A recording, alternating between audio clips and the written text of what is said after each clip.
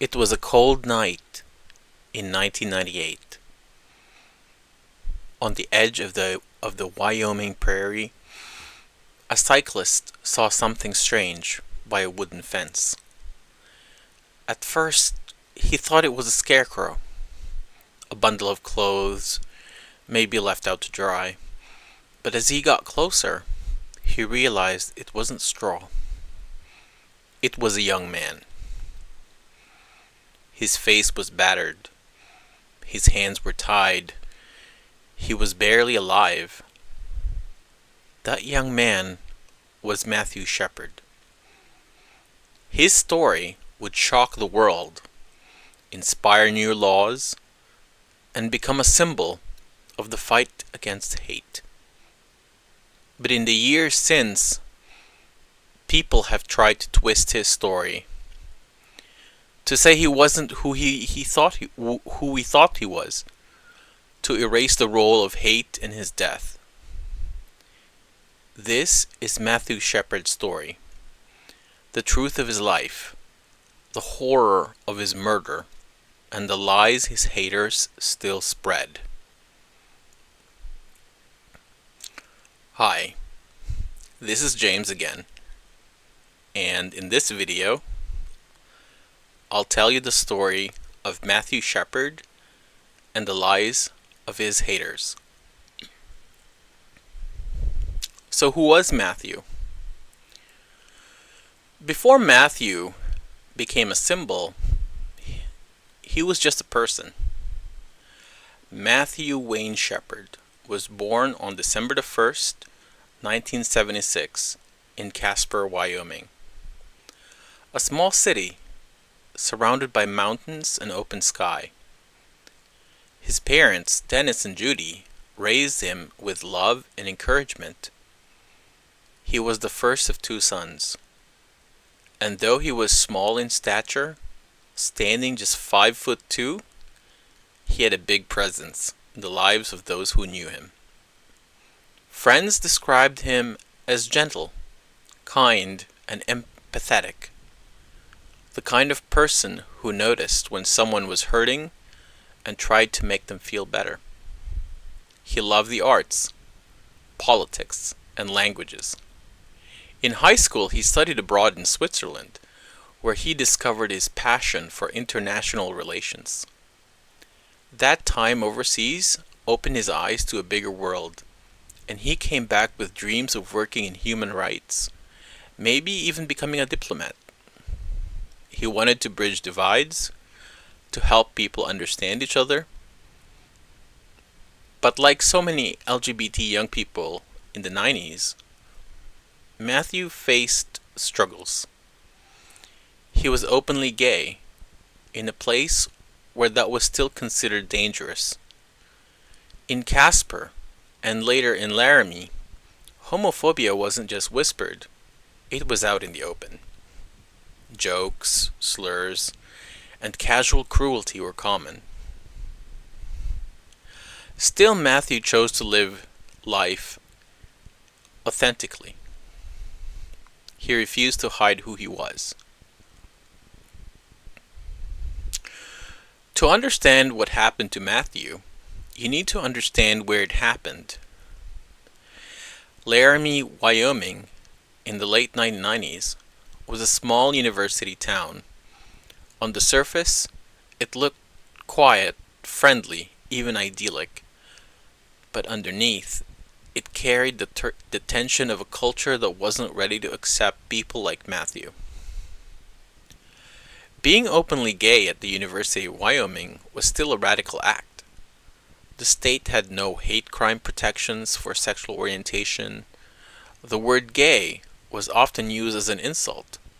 Bars were places of both refuge and risk.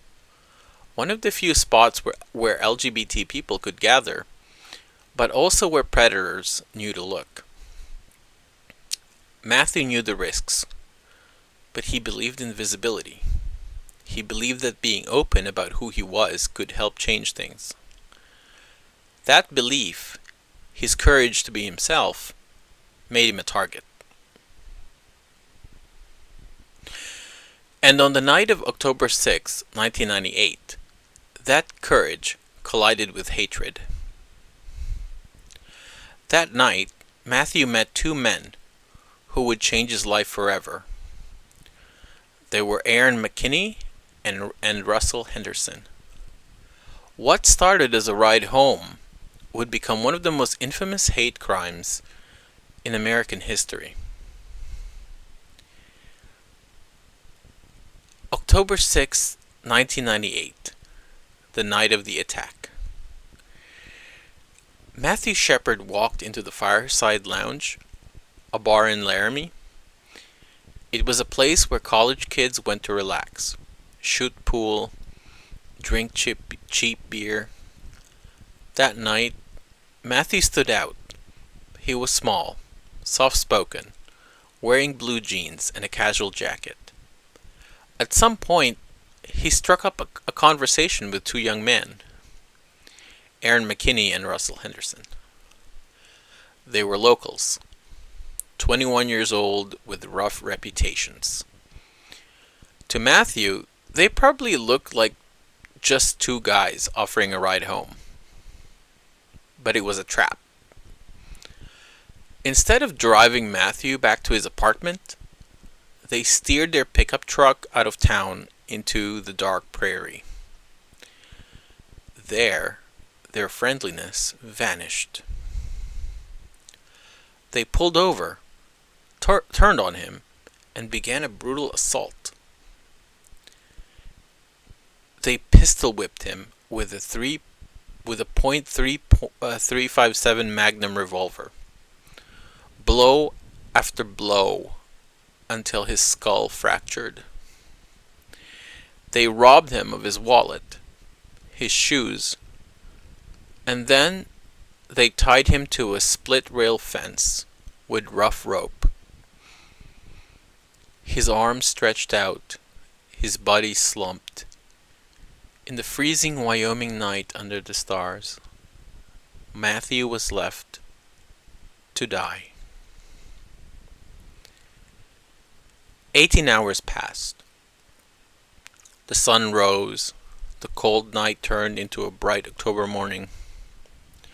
Around 6 p.m. on October the 7th, a cyclist named Aaron Krafels was riding his mountain bike across the prairie.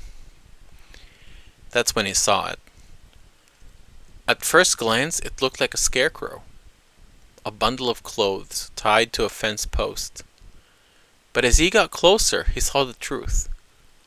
A young man, barely alive.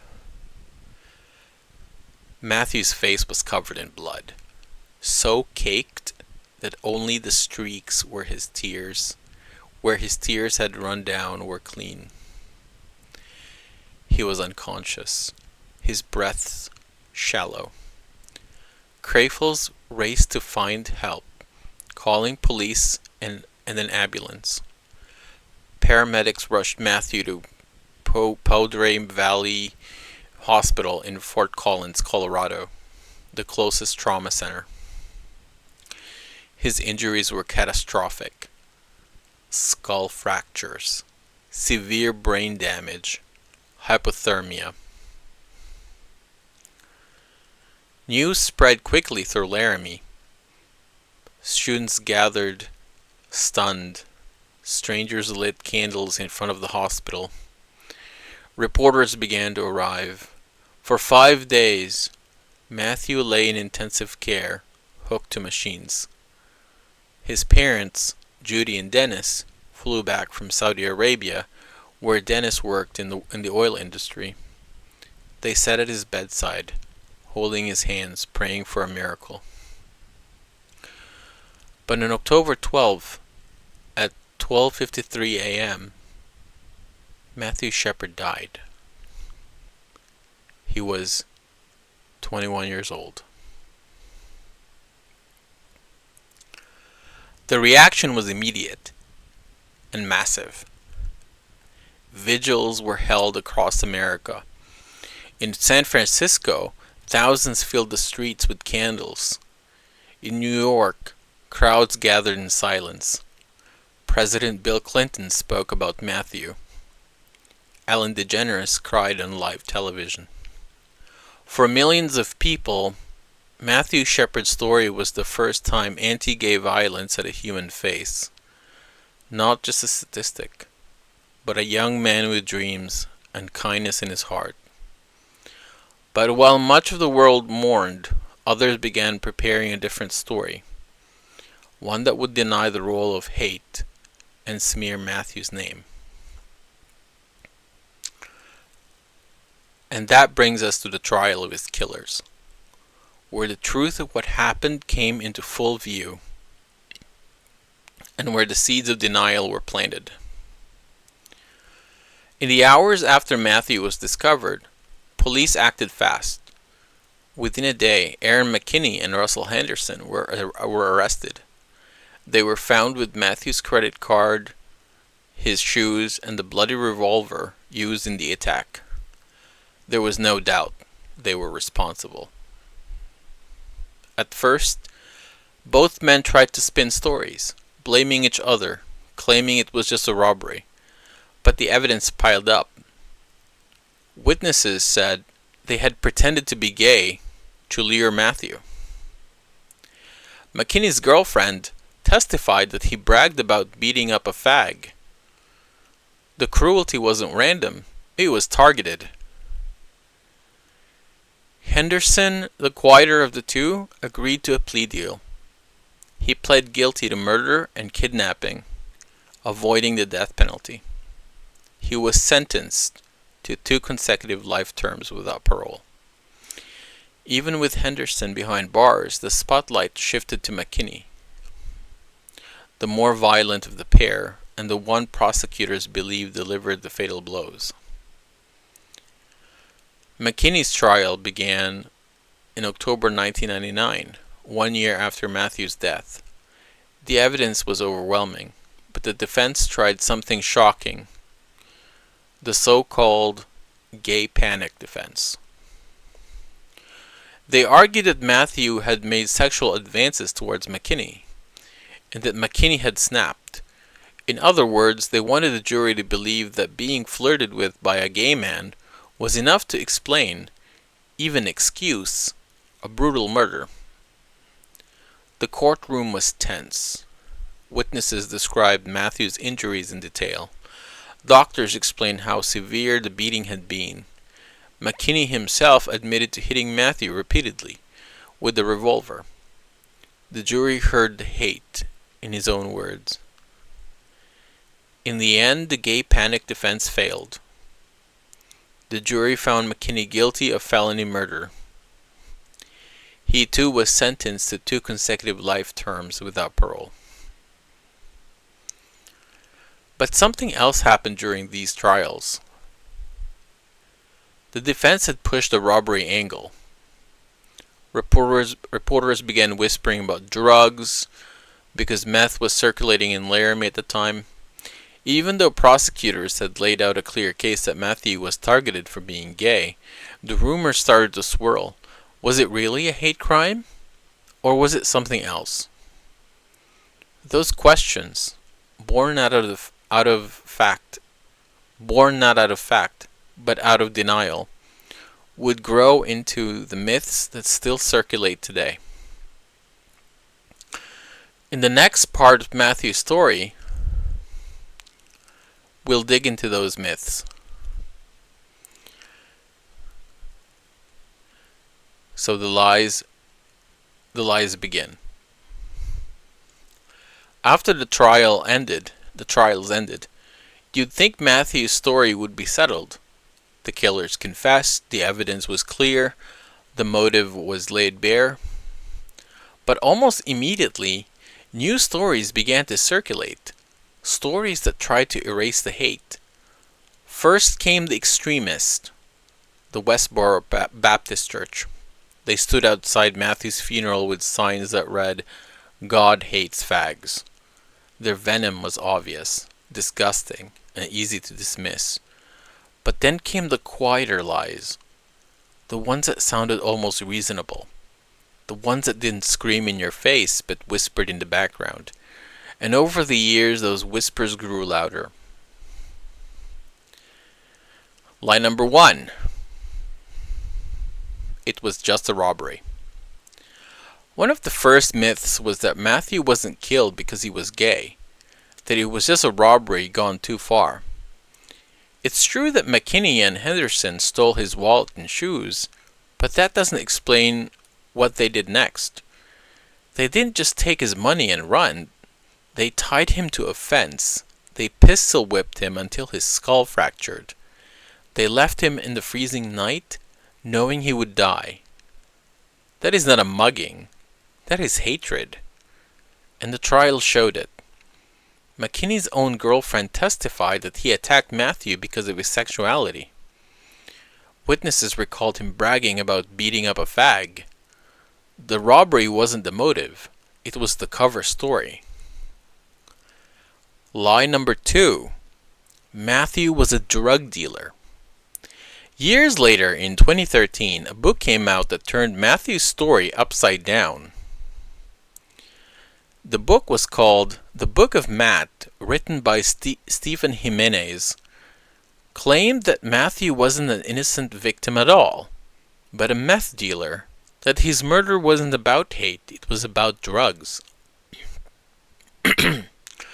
It made headlines. Some people latched onto it instantly. But here's the truth. The book was built on shaky ground. Anonymous sources, rumors, inconsistencies, and most importantly, it ignored the mountain of evidence presented in court. Prosecutors rejected it. Investigators rejected it. Matthew's family rejected it. The so-called drug angle wasn't based on facts. It was based on speculation. But for people who didn't want to face the reality of a hate crime, it was the perfect excuse. Lie number 3. It wasn't a hate crime. The broadest lie, the one that keeps resurfacing, is that Matthew's murder simply doesn't fit the definition of a hate crime. But look at the facts. McKinney and Henderson pretended to be gay to lure Matthew into their truck. They used homophobic slurs during the beating. They targeted him because of who he was. That is the very definition of a hate crime. Yes, robbery played a role. Yes, drugs were floating around Laramie at the time. Hate crimes are rarely simple. Motives overlap. But at the core of this crime was hatred of Matthew's identity. To deny that is to deny the truth. So the question is why? Why do these lies persist? Why decades later are people still trying to erase the role of hate in Matthew Shepard's death? The answer isn't just about Matthew. It's about something much bigger. So why do these lies keep coming back? Why after all these years do people still insist it wasn't about hate? Because if you accept the truth, if you admit Matthew Shepard was murdered because he was gay, then you would have to confront something ugly. The hatred of LGBT people is real. And it kills. And for some people, that truth is unbearable. It's easier to tell yourself it was just a robbery. It's easier to believe it was about drugs. That way you don't have to face the reality of homophobia in your community, in your state, maybe even in yourself. This denial isn't just personal. It's political. If Matthew's death wasn't a hate crime, then maybe hate crime laws are not necessary. If he wasn't killed because he was gay, then maybe LGBT people don't need special protections. If his story can be rewritten, then the movement his death inspired can be undermined. That's the hidden purpose behind these myths. They're not just about Matthew Shepard, they're about erasing the reality of bias-motivated violence everywhere. They're about stripping away the urgency for change. And here's the thing about lies. Once they're out there, they don't need to be believed by everyone. They just need to create doubt. Wasn't there something about drugs? Didn't someone say it was just robbery? That's all it takes, a shadow of doubt, a hesitation, and suddenly the memory of a young man tied to a fence and left to die becomes blurred. The blur is what the haters want, because blurred memory is weaker than sharp truth. But here's what the lies can't erase: the truth of what happened, the movement it inspired, and the legacy Matthew Shepard left behind. Matthew's life was stolen in 1998. But what happened afterward, what his family and community did in his name, built a legacy that endures to this day. His parents, Judy and Dennis Shepard, could have chosen silence. They could have retreated into grief, quietly mourning their son. Instead, they became voices. They founded the Matthew Shepard Foundation, dedicated to replacing hate with understanding, compassion, and acceptance. They spoke in schools, at rallies, before Congress. Julie Shepard, in particular, became one of the most recognizable advocates for LGBT rights in America. For years, lawmakers debated whether bias-motivated violence should be treated differently under the law. Matthew's murder and the murder of James Byrd Jr., an African American dragged to death in Texas the same year, pushed that debate to the front of the national conscience. In 2009, more than a decade after Matthew's death, President Barack Obama signed into law the Matthew Shepard and James Byrd Jr. Hate Crimes Prevention Act. It expanded federal hate crime protections to cover crimes motivated by sexual orientation, gender identity, disability, or gender. It was a moment his parents had fought for. Proof that Matthew's name would forever be tied to justice, not just tragedy. But Matthew's legacy isn't just in law. It's in memory. Plays like the Laramie Project brought his story to theaters and classrooms around the world. Documentaries, books, and news specials have kept his name alive for generations. His story has been taught as a symbol of both the dangers of hate and the powers of resilience. And every October, vigils are still held, candles lit, his face remembered. The power of his story, the lies, the denial, the attempts to smear his name, none of them have erased Matthew Shepard. If anything, they've made his story more important, because it reminds us of this hate. Hate will always try to rewrite history, but the truth endures when we keep telling it. And that brings us to the final point: why Matthew's story still matters, and what it says about all of us today. Matthew Shepard was not a saint. He didn't need to be. He was human, with flaws, with dreams, with kindness in his heart. He was a son, a student, a friend. He wanted to dedicate his life to human rights, to making the world better. That is who was stolen from the world in October of 1998, and that's why his story matters. Not because he became a symbol, but because he was a person. The lies his haters spread, that it was just a robbery, that he was a drug dealer, that it wasn't a hate crime, are not just attacks on his memory. They're attacks on reality itself. They're attempts to erase the violence of homophobia, to downplay the risk that LGBT people live with every day. But lies don't change facts. The facts remain. Matthew was targeted because he was gay. He was beaten, tied to a fence, and left to die because of hate. No rumor, no smear, no conspiracy theory can change that. Even now, more than 2 decades later, the struggle continues. Hate crimes against LGBT people are still being reported every year. Transgender women of color are murdered at alarming rates.